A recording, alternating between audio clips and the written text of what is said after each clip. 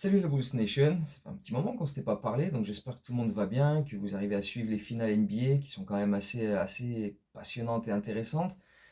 Euh, et puis de notre côté, on a observé un peu plein de gars pour la prochaine draft, hein, les 25 et 26 juin prochains. Avant de se pencher sur plusieurs noms que je vais évoquer dans cette vidéo comme des cibles potentielles pour la draft, donc dans quelques semaines, euh, juste un petit retour sur l'actu récente concernant nos Bulls de près ou de loin. Parce qu'on a vu quand même ces derniers jours que donc les Knicks ont viré Tom Thibodeau après leur finale de conférence, qui est d'ailleurs leur première finale de conférence dans les années 2000. D'ailleurs, le détail amusant, c'est que les Bulls et les Knicks ont joué une finale de conférence chacun dans les années 2000, et à chaque fois c'était Tibbs le coach. Mais bref, les Knicks ont viré Tibbs et sont à la recherche d'un remplaçant. Ont contacté plusieurs équipes pour leur entraîneur, donc des entraîneurs qui sont déjà sous contrat avec d'autres équipes, et ils ont essuyé plusieurs refus, à commencer par Jason Kidd à Dallas. Et mercredi, quand il y a eu l'info que les Knicks avaient appelé un troisième coach, là comme ça de mémoire, je ne sais plus lequel c'est, mais que l'équipe en question avait refusé, je crois que c'était Finch à Minnesota, j'avais tweeté mercredi après-midi, moitié sérieux, moitié blagueur aussi, que tant qu'à faire, ils avaient qu'à contacter les Bulls pour Billy Donovan, même si, connaissant les Bulls et cons comme ils sont, ils seraient capables de dire que Billy Donovan est intouchable. Le soir même, ça s'invente pas, le soir même, tweet de Shams pour dire que les Knicks ont bel et bien contacté les Bulls et ces derniers ont répondu hors de question, on aime trop ce que Billy Donovan fait pour nous, etc. Donc voilà, c'est pas contre Billy Donovan, j'ai quand même tout au long de la saison, pendant les vidéos, essayé de le défendre un petit peu, parce que bon, il n'est pas parfait, loin de là, mais ça reste un coach qui est réputé, qui a quand même des qualités, et c'est pour ça que les Knicks sont appelés. Et surtout, ce que j'ai dit tout au long de la saison, c'est qu'il n'est pas le problème principal des Bulls. Et justement, le fait que il y a eu cette histoire que comme quoi les Knicks aient contacté les Bulls et que les Bulls aient dit non, ça montre en fait là où est le problème. C'est qu'on est content d'être là où on est. C'est qu'il n'y a aucune ambition, c'est qu'on ne cherche pas à faire mieux, à monter en puissance, à être ambitieux ou quoi que ce soit. Rien du tout. Parce que Billy Donovan, il est devenu coach des Bulls en 2020. Depuis, il y a 27 autres équipes qui ont changé de coach. Certaines qui ont été championnes, qui sont allées en finale NBA, des finales de conférence, qui ont eu des parcours peut-être parfois inattendus, parfois surprenants, etc. Mais toujours est-il que 5 ans plus tard, donc en 5 ans qu'il est à son poste, Billy Donovan, et après 3, pas une, pas deux, 3 éliminations consécutives au play-in par la même équipe, et Billy est toujours en place et c'est le troisième coach en place depuis le plus longtemps dans sa franchise, derrière Spoelstra à Miami et Steve Kerr à Golden State. Donc, tu vois que toutes les équipes tentent des trucs, tu vois, parfois avec réussite, parfois pas du tout. Parfois, il y a des choix très étranges. Je fais, mais pourquoi tu changes de coach? Tu viens de. Tu vois. Ok. Mais au moins, il y a de l'activité, des tentatives de essayer de changer quelque chose, de partir sur un autre projet, tu vois. Nous, non. Non, non, 3 ans de suite qu'on tombe contre Miami au play-in, tranquille. Pourquoi on changerait quoi que ce soit? Billy, c'est notre bon pote. Et on lui file une extension secrète il y a 4 ans. Là, on va lui refiler une cet été. C'est parfait, c'est très bien. Pourquoi on s'emmerderait à aller chercher un autre coach? Déjà qui voudra venir. Non, lui, il est bien, il est content d'être là. Tout le monde l'aime bien. Tu vois, c'est le copain de tout le monde. Et donc voilà, ça montre une fois de plus que pour les Bulls, la priorité, c'est pas les résultats sportifs. Quoi, tu vois, on préfère garder notre pote qui est en place, puisqu'il s'entend bien avec tout le monde, il est gentil, il sert en plus de paratonnerre dans les conférences de presse où il doit justifier les choix dégueulasses de son front office, parce que eux, ils interviennent 3 fois dans l'année et c'est déjà trop. Et toute la saison, Billy Donovan, il a des questions sur des rumeurs de trade, sur des trucs, et il doit dire, bah ouais, tu vois, il doit essayer de justifier comme il peut, c'est lui qui ramasse la merde, et en plus, il se plaint pas. Donc, Karnichova et Eversley sont dans leur bureau comme ça, tranquille. Donc, du coup, il fait pas de vagues, il se plaint pas. On le garde, c'est cool, tu vois, ça arrange tout le monde. Et voilà, tant que t'es pas regardant sur les résultats, sur le classement, sur le nombre de victoires-défaites, Billy fait son taf. Billy fait son taf, donc voilà. Moi perso, je vois pas trop la différence avec Gar Forman et Fred Hoiberg il y a une dizaine d'années, hein. Mais bon. Bref, ça c'est une autre histoire. On va oublier ça, hein, et on va se concentrer sur la draft, qui est donc maintenant dans un tout petit peu plus de 10 jours. Et donc, on a eu la loterie au mois de mai, on est resté à notre 12e place, la loterie qui avait eu lieu à Chicago, et dans la foulée, il y a eu la draft combine à Chicago, où donc plein de joueurs présents pour la draft sont soumis à divers tests, exercices, on les mesure, etc., l'envergure, la taille, enfin bref. Et évidemment, il y a beaucoup de general managers qui sont là, qui observent, qui font des entretiens individuels avec les joueurs, etc., qui observent les workouts et tout. Et on sait que les Bulls ont parlé avec quelques-uns d'entre eux, ont déjà fait des workouts un peu individuels. Et donc on va parler de quelques-uns d'entre eux. Et aujourd'hui, on va se focaliser sur un secteur en particulier, à savoir le secteur intérieur et la défense.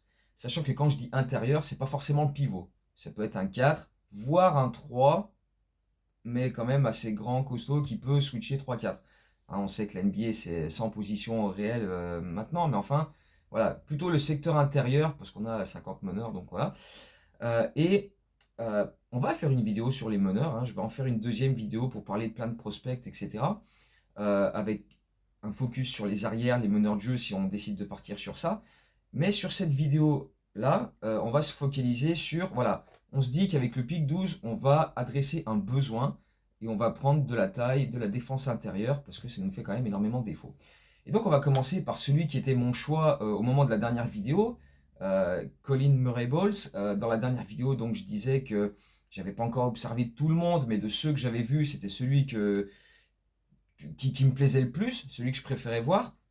Et pourtant, c'est pas le mec le plus grand, il fait à peine 2 m 2, mais il a une envergure à quasi 2 m 13 et il a un impact défensif qui est bien trop important pour ne pas en parler. Parce que c'est un joueur qui a une telle intelligence défensive, qui a un tel placement, il fait partie de ces mecs qui jouent plus grand que ce qu'ils sont vraiment, à l'image d'un Javonte Green, d'un Daniel Tice ou même d'un Alex Caruso en fait, tu vois, qu'on a souvent aligné en poste 4 parce qu'il fait 1 m 95, mais par contre, voilà, il est capable de compenser ça par plein d'autres trucs. Et Colin Murray Bowles, il est hyper puissant, hyper costaud pour un mec de juste un tout petit peu plus de 2 mètres.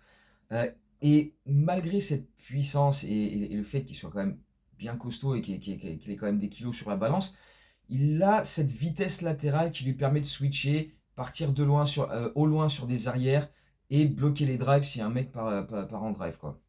Donc, on sait à quel point les Bulls adorent switcher sur tout et n'importe quoi. Là, au moins, tu as un gars qui ne sera pas perdu sur ces phases de jeu-là. Et donc, ça fera beaucoup de bien parce qu'on a quand même vu beaucoup de situations où tu as des mecs qui partent au loin et il n'y a pas de communication derrière, il n'y a pas de truc. Et les mecs sont livrés à eux-mêmes, ils sont un peu perdus, quoi. Donc, là, avec Colin Murray Bowles, tu as quand même un mec qui est présenté comme l'un, voire le meilleur défenseur de cette QV rookie, un mec qui aura voilà, le plus d'impact à ce niveau.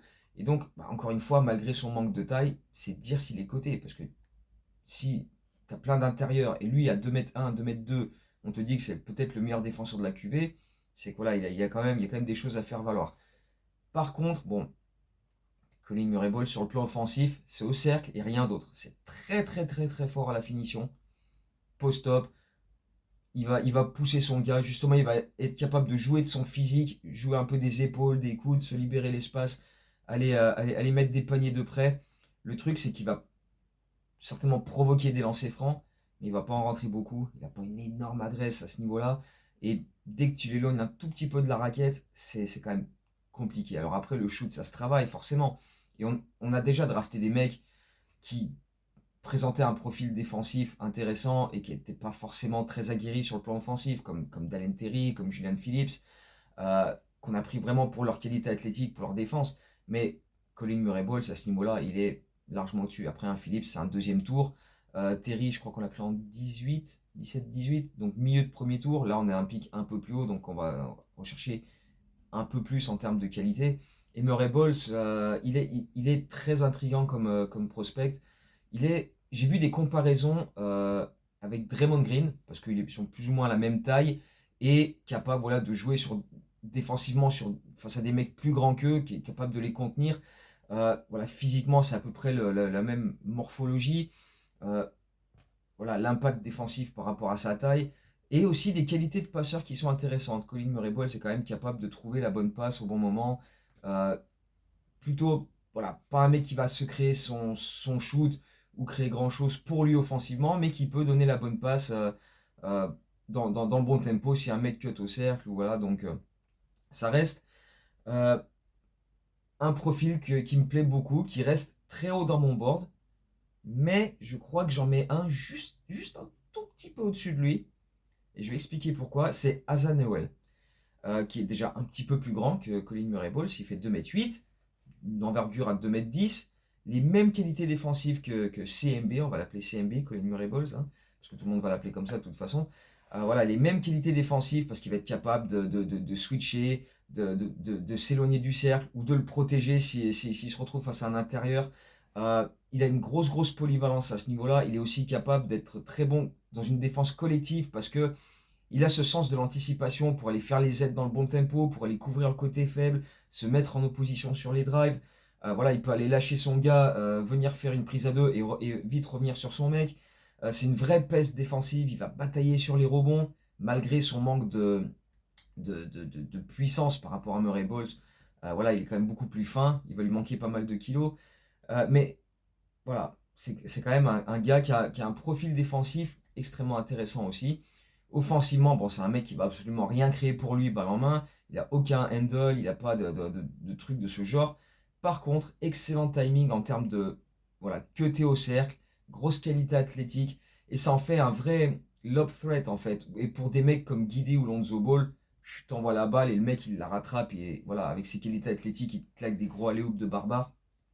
Et donc ça peut donner des trucs assez spectaculaires comme ça, un peu comme on a pu voir quand Luka était encore à Dallas et envoyait des alley-oops pour des Derrick Lively ou même des Daniel Gafford, tu vois, ce genre de rim runner plutôt voilà, très limité offensivement, mais sur ces trucs-là, avec les passeurs qu'on a, tu peux quand même être capable d'en tirer quelque chose d'assez intéressant.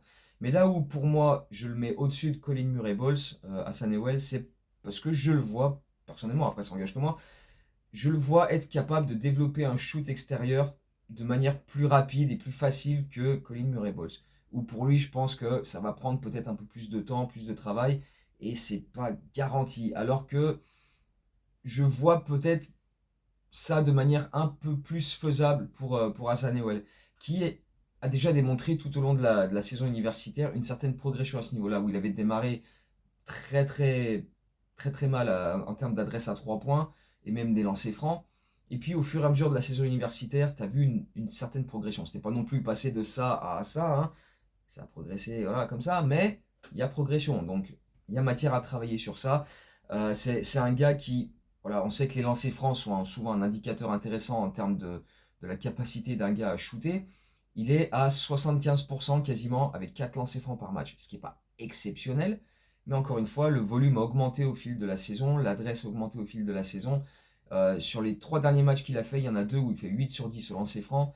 Et voilà, c'est encore des trucs que tu peux shooter. Le shoot, voilà, c'est que tu peux améliorer. Donc c'est quelque chose c'est un axe de progression pour lui, clairement, pour avoir un peu plus d'impact. Mais déjà, si avec sa défense et avec ses capacités à cutter au cercle et à rabattre les passes lobées dans le cercle en alley-oop, il aura déjà l'opportunité de se montrer. Après, le shoot, bon bah voilà, hein, on a déjà pris des mecs comme ça qui n'avaient pas forcément de shoot et qu'on a développé au fil des années. Donc à voir si on en veut un en plus comme ça, mais je pense vraiment que euh, c'est c'est des joueurs à qui tu peux donner un. T'as pas besoin de leur donner une, 2 saisons complètes pour voir une vraie progression. Il y en a d'autres où ça va peut-être prendre plus de temps. Eux, tu peux quand même avoir un impact assez rapidement et ensuite, voilà, il y aura des trucs à améliorer comme tous les rookies. Mais voilà, ça peut se faire quand même assez rapidement, de mon estimation. Ceci étant, Newell et Murray Ball se sont retrouvés face à face début mars, donc vers la fin de la saison universitaire, à peu près une semaine, 10 jours du début de la March Madness. Et CMB a totalement dominé Newell, hein.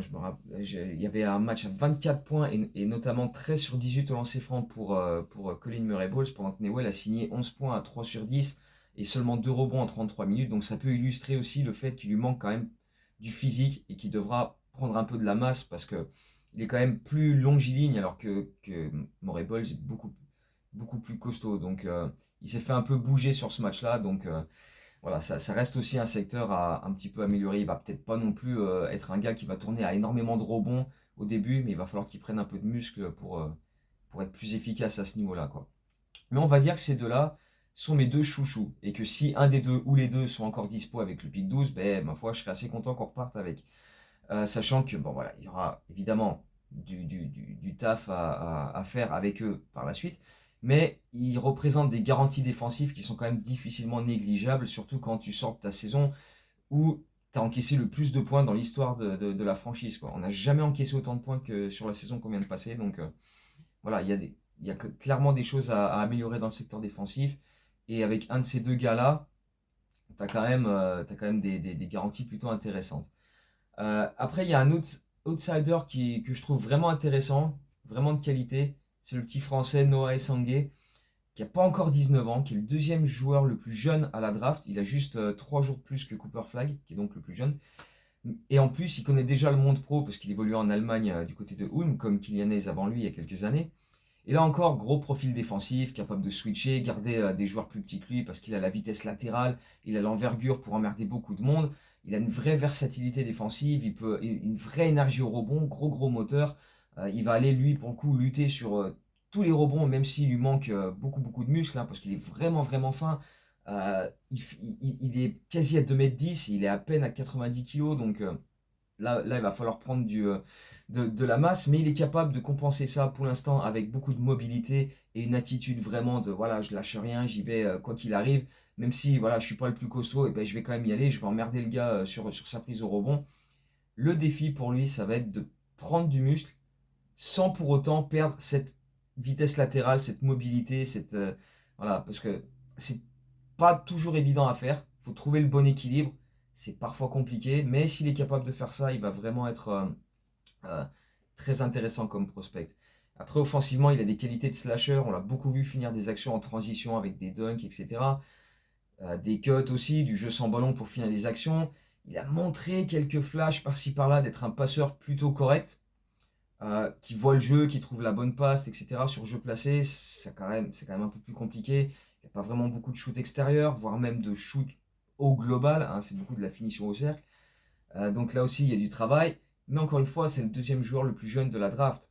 Et si les Bulls le prennent, il va avoir besoin de plus de temps, probablement, qu'un Murray Bowles ou qu'un Newell pour être vraiment impactant, aller chercher des minutes et pouvoir démontrer tout son potentiel. Donc c'est en fonction de ce que les Bulls sont capables de lui donner en termes de temps. Est-ce qu'ils sont serious about winning, hein? Et donc, est-ce qu'ils veulent des mecs qui auront un impact un peu plus immédiat? On sait que c'est un peu le credo de Karnišovas dernièrement, c'est avoir des mecs jeunes, mais qui ont déjà une certaine expérience. Et donc, bon, bah, les rookies, tout ça, bon, c'est moins la priorité. Et donc, du coup, à voir comment ça va se profiler. Il a vraiment un profil intéressant, clairement, que je trouve finalement assez proche d'Hassan Ewell. Mais est-ce que les Bulls lui laisseront le temps de se développer? On ne sait pas, parce après tout, voilà, ça fait 5 ans qu'on laisse à Patrick Williams le temps de se développer, et donc voilà, on ne sait jamais, hein, on sait jamais. On sait jamais. Ça peut être un outsider plutôt intéressant, même s'il est plus projeté après la 15e place, plus entre 15 et 25, mais bon, c'est un profil dont je voulais parler, parce qu'il a quand même un certain intérêt, et si les Bulls sont prêts à lui laisser du temps, parce que voilà, encore une fois, c'est le deuxième plus jeune de la draft, ça peut, à terme, porter ses fruits. Mais est-ce que les Bulls veulent quelque chose à terme ou ils veulent vraiment win now, il faut absolument qu'on aille au play-in cette année? Parce que faudrait quand même qu'on en gagne un jour quand même. Mais enfin bref. Euh, Autre profil que je trouvais intéressant, Carter Bryant, plus petit, 2,3 m, qui est plus un 3 que vraiment un 4-5, qui peut switcher 4, hein, parce que bon, encore une fois, positionless, etc. Mais j'ai voulu l'inclure dans cette liste parce qu'il présente un package qui est quand même vraiment intéressant, assez complet, vrai 3&D, capable de shooter de loin et étirer les défenses. Il a shooté à 37% à 3 points cette saison en université. Très bon dans le jeu sans ballon, e-cut, il finit de manière très solide près du cercle. 70% d'adresse au cercle. Pour un joueur de sa taille, c'est extrêmement solide. Et pas seulement sur les dunks, hein, c'est vraiment voilà, les lay-ups, etc. il est capable d'encaisser le contact, il va provoquer des lancers, il va rentrer ses lancers. Donc là, c'est le quatrième joueur dont on parle, et c'est le meilleur profil offensif. C'est le mec le plus complet offensivement sur ceux dont on a déjà parlé. Et défensivement, il est aussi complet. C'est un mec qui est capable en 1 contre 1 de garder son mec, il est mobile, il est intelligent, il est capable de switcher sur plus petit aussi. Il est assez malin pour tenir sur quelques gars plus grands que lui parfois. Bon, après, ça dépend du profil du type, hein. Si c'est un mec ultra costaud, il va peut-être se faire bouger. Mais si c'est un mec voilà, un peu plus fin, mais qui est plus en vitesse, il va être capable de rester collé à lui. Euh, et voilà, collectivement, il fait les aides dans le bon tempo, il sait se placer, il est toujours là pour dévier des ballons, il est capable de poser des gros contres. Pour un mec de sa taille, c'est quand même un contreur de grande, grande qualité. Donc ça, c'est un vrai point positif pour lui. Le point d'interrogation avec lui, c'est le volume. Parce que bah, il jouait à peine 20 minutes par match, il prenait pas énormément de shoot dans son université, parce que c'était pas l'option offensive prioritaire. Il tournait à 4,8 shoots par match, donc 2,8 à 3 points. Donc les pourcentages sont bons, mais le volume n'est pas extrêmement représentatif, quoi. Si il shootait plus que ça, on pourrait se faire une vraie idée. Et là, le volume est peut-être un poil trop faible pour te dire, ouais, là tu as des garanties. Si tu avais les mêmes pourcentages au shoot avec 7, 8, 9 tirs par match au lieu de 4, 5, là tu te dirais, ok, là on part sur du très très bon. Mais là, peut-être que l'échantillon est peut-être un petit peu trop faible pour se donner une vraie idée. Et peut-être que ces pourcentages sont peut-être un peu plus valorisés que ce qu'ils sont vraiment. Parce que voilà, le volume est pas excellent. Après, si les Bulls le prennent, il ne sera pas forcément une option prioritaire en attaque non plus tout de suite, hein. Il n'aura pas forcément énormément de temps de jeu. Il aura assez peu de shoot à se mettre sous la dent. Mais clairement, c'est par son intelligence et sa polyvalence défensive qui va gratter des minutes, qui va prendre une place petit à petit dans la rotation. Parce qu'une intelligence défensive aussi haute à son âge, 19 ans et demi, c'est pas si courant. C'est pas si courant. Et donc voilà, ça reste un profil intriguant qui aura besoin d'être observé sur de plus gros volumes, mais le potentiel est là. Et il est plutôt intéressant. Donc si tu le récupères, pareil, il va falloir lui donner des opportunités, du temps. Et encore une fois, bah, comme avec Noah et Sangué, est-ce que les Bulls vont vouloir faire ça? Est-ce que c'est sur ça qu'ils vont se mettre la priorité? C'est pas sûr. Donc voilà, profil intéressant, mais avec des réserves, parce que est-ce que les Bulls seront le meilleur fit pour lui? Pas sûr.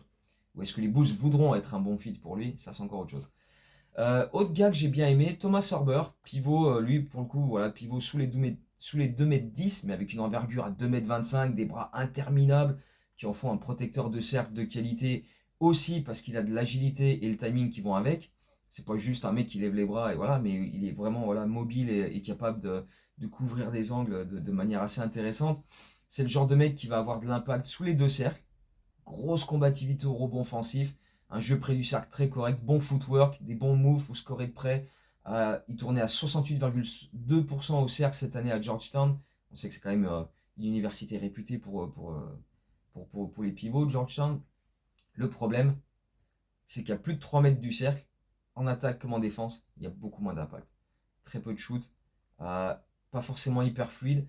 Il va pas se créer de spacing, et de l'autre côté, bah, il va pas être facile à switcher sur plus petit que lui.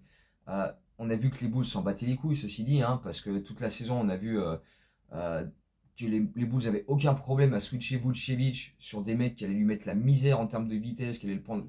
Ça n'a jamais gêné qui que ce soit, hein. On se rappelle que ils ont mis Vucevic sur Luka Doncic à 8 mètres du cercle. Ils se sont pas, à aucun moment ils se sont dit, là on est en danger. Non, tout va bien. Donc pourquoi pas, hein, pourquoi pas prendre Thomas Sorber et en faire un pivot backup et voilà, un mec que tu vas faire switcher au loin, parce que de toute façon, on va switcher tout ce qui passe, tout ce qui bouge, on switch dessus. Et puis, bah, il sera exposé défensivement, mais après tout, hein, voilà. Donc, le problème, c'est que bah, ça va pas régler nos problèmes défensifs. Donc, du coup, voilà, j'aime bien son énergie, son potentiel défensif, mais je suis pas sûr que ce soit suffisant pour crever l'écran et s'imposer comme un choix indiscutable pour les Bulls en pick 12.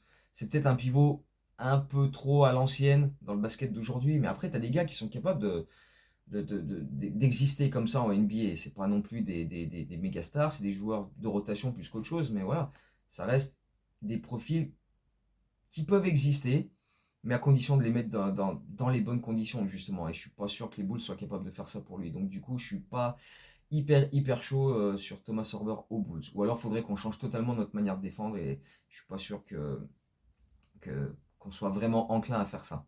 On n'a pas le roster pour ça, donc ça paraît compliqué. À moins qu'il y ait vraiment beaucoup de mouvements cet été et j'y crois pas du tout. Et un peu dans la même veine, Derrick Queen, profil un peu différent des autres parce qu'il est moins capable défensivement, probablement moins mobile parce que il est assez lourd et c'est pas que du muscle. Tu vois, il a beaucoup de kilos et c'est pas que du muscle, il est un peu empoté parfois. Mais voilà, il a grosse puissance, mais je le vois pas particulièrement voilà, comme une option sur les Switch par exemple. Et encore une fois, on sait ce que les Bulls aiment faire sur les Switch, donc c'est pas non plus un excellent protecteur du cercle. Donc si il s'éloigne du cercle et qu'il n'est pas efficace, et que s'il reste près du cercle, il n'est pas efficace non plus, on a déjà Vooch pour ça, merci, c'est pas la peine, quoi, tu vois. Malgré une envergure voilà, qui est quand même supérieure à 2,13 m, c'est pas le mec qui va contrer énormément de trucs, qui va. Enfin voilà, son placement est pas toujours ouf, il est pas toujours. C'est pas le mec le plus énergique, tu vois, parfois il est un peu nonchalant. Et en fait, un des trucs où Derrick Queen se démarque vraiment, c'est sa capacité à lire le jeu en attaque, à prendre des décisions rapides, balle en main. C'est un passeur intéressant. Et pour quelqu'un de sa taille qui joue 5, c'est relativement rare. Et dans nos schémas offensifs, il peut être capable de tirer son épingle du jeu pour ça, pour ce truc précis. Il a un handle qui est plutôt solide, il peut créer son propre shoot si besoin. Mais pour le reste, à part un jeu près du cercle ou un mid-range efficace, mais sans plus, il n'y a pas grand chose de dingue qui saute aux yeux et qui fait que waouh, il faut qu'on prenne ce mec, quoi. Donc voilà, il n'a pas une grosse adresse, il a pas même s'il n'a pas un mauvais geste, et donc tu te dis que ça se travaille, un peu comme les autres, hein, c'est un bon shooter de lancer franc, donc il y a une base qui est quand même intéressante, et avec un peu de temps, tu peux le faire progresser sur ça. Mais je pense pas que ce soit non plus un truc qui fasse que les équipes vont se jeter sur lui. Et donc c'est pour ça que je suis pas convaincu plus que ça que ce soit un bon fit pour les Bulls d'avoir Derrick Queen, quoi. Il peut se montrer à son aise en transition, mais on a déjà plein de profils comme ça, et je pense pas qu'il apporte un truc en plus par rapport au gars qu'on a déjà, quoi. Donc si c'est pour prendre un mec pas capable de régler un problème en défense, et qui va pas non plus t'apporter beaucoup de solutions en attaque, perso je suis pas hyper fan. Je suis pas hyper fan de ce profil-là. Donc, et puis encore une fois, s'il affiche une certaine nonchalance et que le mec est pas franchement concerné et pas non plus, voilà, se donne pas à fond, je suis pas convaincu. Donc voilà, on a listé 6 intérieurs. Il y en a d'autres, hein, il y en a d'autres évidemment. On aurait pu parler des Français, Johan Béranger et Maxime Reynaud, mais comme ils sont annoncés plus bas dans la draft, plus entre 20 et 30 que vraiment, nous on a un pic 12, je me suis pas. Voilà, je voulais pas vraiment m'épancher là-dessus, puis ça fait déjà presque une demi-heure de vidéo. Euh, J'aurais pu aussi parler de Kaman Malouak, mais bon, lui il est annoncé bien avant nous. Après, il commence à descendre dans certaines drafts, donc si on le récupère en 12, on aura le temps d'en parler à ce moment-là, hein. Ce sera quand même assez what the fuck, assez improbable, mais sait-on jamais, hein. J'ai vu des mock drafts où il commence petit à petit à perdre une place par-ci, 2 places par-là, donc voilà. Je voulais me concentrer sur les intérieurs probables. Après, il y en a d'autres qui peuvent éventuellement se glisser là-dedans, mais on aura l'occasion d'en parler si jamais c'est eux qui finissent au Bulls avec le pick 12. Donc dans la prochaine vidéo, on parlera des arrières, des meneurs de jeu, etc. Et d'autres profils, peut-être plus offensifs que défensifs, etc. Mais là, dans cette vidéo, je voulais me focaliser sur le secteur intérieur aussi pour une raison, parce que c'était une belle transition pour avoir une pensée pour Dave Greenwood, qui nous a malheureusement quitté il y a quelques jours à l'âge de 68 ans des suites d'un cancer, une longue bataille avec le cancer. Et donc Dave Greenwood, qui était surtout connu pour être le pick 2 des Bulls en 79, un peu par défaut parce que en fait ça s'était joué à pile ou face pour avoir le choix numéro 1 à la draft 79 entre le plus mauvais bilan de l'Est qui était les New Orleans Jazz, mais qui avaient dans un trade envoyé leur pick aux Los Angeles Lakers, et le plus mauvais bilan de l'Ouest qui était les Bulls, parce que les Bulls étaient à l'Ouest à l'époque. Et donc les Lakers ayant récupéré le pick du plus mauvais bilan de l'Est, ça s'est joué entre les Lakers et les Bulls pour avoir le premier pick de la draft 79. Ça s'est joué à pile ou face. Les Bulls ont dit face, la pièce a fait pile. Les Lakers ont récupéré le premier pick et ont pris Magic Johnson. Donc les Bulls ont pris Dave Greenwood en pick 2, un peu par défaut, mais ils avaient dans l'idée de l'associer à Artis Gilmore pour créer une raquette assez solide. parce que c'était soit du coup Dave Greenwood en 2 ou Bill Cartwright qui est parti en pick 3, je sais plus où il est parti, mais il est parti en pick 3. Donc les Bulls ont dû se décider entre Cartwright et Dave Greenwood. Ils ont pris Greenwood parce que voilà, il y avait déjà Artis Gilmore qui était All-Star aux Bulls, donc ils voulaient plus un poste 4 qu'un pivot à mettre avec Gilmore. Niveau résultat, ça n'a pas franchement fonctionné, hein, même si les Bulls ont fait les playoffs dans la deuxième saison de Greenwood en 81, où ils ont d'ailleurs affronté les Knicks. Mais ce sera leur unique qualification en playoff avant de drafter Jordan en 84. Donc entre-temps, on a surtout vu des saisons à moins de 30 victoires. Après, Greenwood lui-même, il a fait son taf, hein, il a été élu dans le meilleur 5 des rookies dans sa première année. Il a fait 6 ans aux Bulls où il tournait en moyenne à 12 points, 9 rebonds, 1 contre, avant d'être tradé en 85 pour George Gervin au San Antonio Spurs. Pour la petite histoire, il a quand même remporté un titre NBA avec les Pistons en 1990 en sortant du banc et en sortant notamment les Bulls pendant le parcours. Donc voilà. Et puis bah, les Bulls ont mine de rien eu Bill Cartwright plus tard dans leur histoire. Et on sait comment ça s'est abouti avec les 3 premiers titres de l'histoire de la franchise. Donc voilà, c'était l'occasion de revenir un petit peu sur la carrière Greenwood qui a quand même été un intérieur plus qu'honnête dans sa carrière. Euh, Pick 2 par défaut, hein, à pile ou face, mais qui a quand même bah voilà, fait ce qu'il avait à faire. Il n'a pas permis aux Bulls d'être vraiment une équipe capable d'aller en playoff ou quoi, mais bon, c'était pas. Voilà, il y avait d'autres soucis à l'époque chez les Bulls que vraiment Dave Greenwood, donc voilà, ça reste quand même un joueur qui était à cette époque-là euh, plutôt intéressant et impactant pour les Bulls. Donc bah voilà, repose en paix, Dave Greenwood. Le cancer, de toute façon, c'est toujours compliqué. 68 ans, voilà, c'est quand même incroyablement jeune. Mais voilà, c'était l'occasion d'en parler, de parler un peu de son histoire aussi, parce qu'elle est souvent méconnue et, euh, et un peu mise de côté, parce que bah, là, c'est pas la période la plus florissante des Bulls ou celle dont tu veux te souvenir le plus. Donc, mais voilà, on a. Voilà.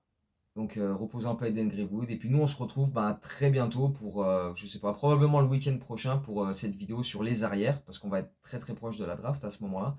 Et dernier petit truc, il y a la simu de la draft QI Basket. Comme tous les ans, QI Basket fait une draft où ils interrogent les comptes fans de franchise pour demander leur avis et ils font leur propre draft. Donc ils m'ont sollicité moi, comme tous les ans, pour choisir en pick 12. J'ai pris Hassan Ewell. Mais aussi parce que Colin Murray-Boyles a été pris en pick 3 par les Sixers. Donc jeudi soir sur YouTube à 21h, il y a un live de QI Basket où il y aura les intervenants, des représentants des différents comptes de fans de franchise qui expliqueront leurs choix, etc. Donc, si ça vous intéresse, soyez là et puis on débattra de pourquoi Zanewell, pourquoi pas un autre, etc. Et un peu comme je l'ai fait dans cette vidéo. Donc voilà, d'ici là, soit si on se voit jeudi sur YouTube, soit la prochaine vidéo que je vais essayer de faire pour samedi ou dimanche de la semaine prochaine avec les arrières, les meneurs, etc. D'ici là, portez-vous bien. Et puis de toute façon, on aura Twitter s'il y a d'autres news qui tombent entre-temps, s'il y a des infos, des rumeurs, etc. Donc voilà, portez-vous bien, profitez des vacances, des 2 matchs à venir des finales NBA, peut-être 3, parce que franchement, c'est tellement une série kiffante que j'aimerais bien qu'il y ait un match 7.